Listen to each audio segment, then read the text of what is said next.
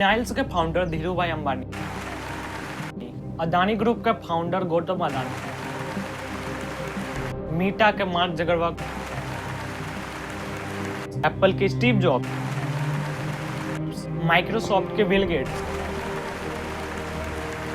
विप्रो के अजीम प्रेमजी।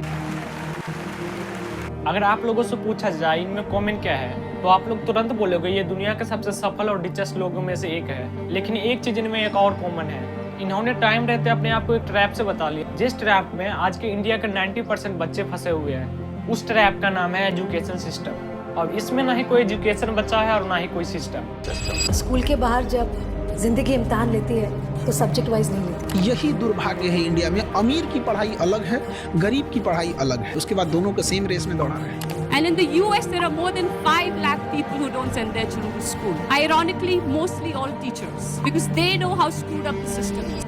जावेद अख्तर साहब ने एक बड़ी कमाल की बात बोली थी, आप किसी भी इंडिया के 8 से 9 साल के बच्चे को एक श्रेणी बनाने के लिए बोल दोगे, वो बच्चा 2-4 पहाड़, एक पक्षी, एक नदी और एक झोपड़ी और बगल से निकलता हुआ एक सूरज बना के दे देगा आपको। बच्चे या बच्ची से स्कूल में जाके कहिए एक सीनरी बनाओ, वो बच्चा बनाएगा पहाड़, निकलता हुआ सूरज, सामने एक एस शेप दरिया, एक पेड़, एक झोपड़ा और हवा में उड़ते हुए पंछी। दोस्तों सबसे ज्यादा क्रिएटिविटी के एज में क्रिएटिविटी के धज्जिया हो चुकी है। आपको नहीं लगता दोस्तों हमारे इंडिया में ऐसे बच्चे निकल रहे हैं जैसे फैक्ट्री के कन्वेयर बेल्ट पे कोल्ड ड्रिंक के बोतल निकलते हैं, सब एक जैसे, सबके एक ही ढक। और विडम्बरा देखिए, हम 3 इडियट जैसे मूवी पसंद तो करते हैं जिसमें आमिर खान कहते हैं सक्सेस के पीछे भागो।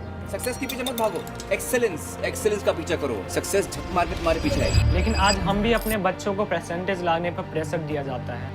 अरे कुछ तो सीख अपने भाई से बेअकल। नहीं पढ़ रहा, मुझे फॉर्म नहीं करनी आईआईटी, मेरा जो मैंने बोला करो। दोस्तों पूरे 100 साल में पूरा दुनिया बदल गया, जरा स्क्रीन पे देखिए। ये 100 साल पुराना टेलीफोन और ये है आज का स्मार्टफोन। ये है 100 साल पुरानी गाड़ी और ये है आज की टेस्ला। इनमें जमीन और आसमान का फर्क है। लेकिन आप ये देखिए, ये है 100 साल पुराना क्लासरूम और ये है आज का क्लासरूम। वही लकड़ी के बेंच, वही ब्लैक बोर्ड और वही टीचर जो 50-50 बच्चों को एक लकड़ी से संभाल रहा है।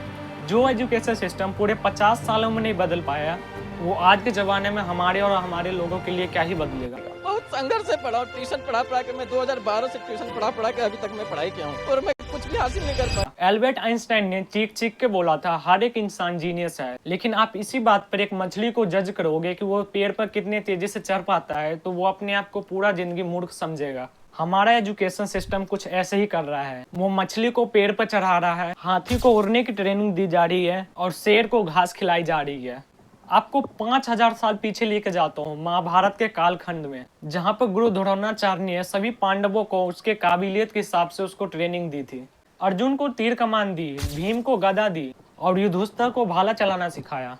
एक बार सोच के देखिए, द्रोणाचार्य अगर अर्जुन से कहते तू तीर भी चला और गदा भी चला, और अगर तू गदा में महारथी हासिल नहीं कर पाता तो तू बेवकूफ कहलाएगा, तो अर्जुन क्या दुनिया का सबसे सर्वश्रेष्ठ धनुर्धर बन पाते? एक बार आप सोच के देखिए, अगर सचिन तेंदुलकर को हिस्ट्री और मैथ को समझने के लिए बोलते तो क्या इंडिया को सर्वश्रेष्ठ भगवान मिल पाता क्रिकेट का? अगर लता मंगेशकर को केमिस्ट्री का इक्वेशन याद करने के लिए बोलते तो उनका आवाज पूरी दुनिया में गूंज पाती। एजुकेशन सिस्टम का जिस बंदे ने सत्यानाश किया उसका नाम था लॉर्ड मेकल। साल था 1835। उन्होंने ब्रिटिश पार्लियामेंट में एक प्रपोजल रखा। उन्होंने कहा हमें एक ऐसा क्लासरूम तैयार करना है शकल रंग और धुन से तो इंडियन हो लेकिन उसमें सारे अंग्रेजी चीज पढ़ाया जाए। उसने हमारे महान गोकुल सिस्टम को तबाह करके रख दिया। गोकुल हमें मालिक बनाना सिखाता था लेकिन मकालिक को नौकर चाहिए था।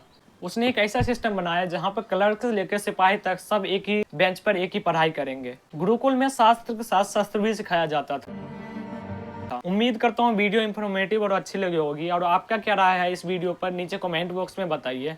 मिलते हैं किसी और नए वीडियो में किसी और नए टॉपिक्स के साथ। बहुत बहुत धन्यवाद।